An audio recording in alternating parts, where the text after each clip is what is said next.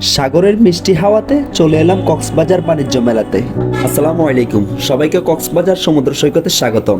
আজকে আমার এক ভাই তার পরিবার এবং তার মা বাবাকে নিয়ে কক্সবাজার সমুদ্র সৈকত ঘুরতে এসেছে। তাই ভাইয়াদের জন্য কক্সবাজার হোটেল বুকিং করে দিয়ে আমি এবং ভাইয়ারা খুবই আনন্দিত হয়েছি। তখন আমি এবং আপনাদের বাবিকে নিয়ে ভাইয়ার পরিবারের সাথে দেখা করতে সাগরের পাড় দিয়ে সুগন্ধা পয়েন্টের দিকে রওনা হলাম।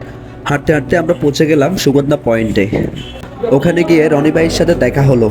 এরপর রনি ভাইয়ের সাথে হাঁটলাম, সুগন্ধা পয়েন্টে দুজনে গল্প করলাম। সত্যি বলতে সুগন্ধা পয়েন্টের রাতের দৃশ্যটা অনেক সুন্দর ছিল।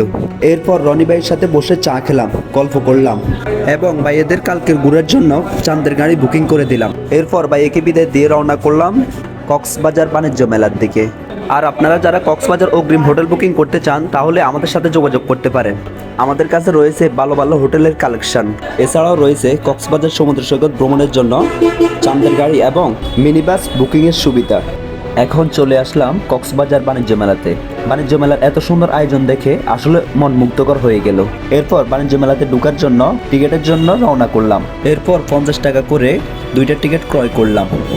তখন আমরা দুজনে হাঁটতে হাঁটতে ভিতরের দিকে রওনা করলাম। আসলে সত্যি বলতে বাইরে থেকে ভিতরের দিক আরো অনেক সুন্দর করে সাজানো হয়েছে। আর ভিতরে পানির ঝর্ণাগুলো দেখে সত্যি মন ভরে গেল।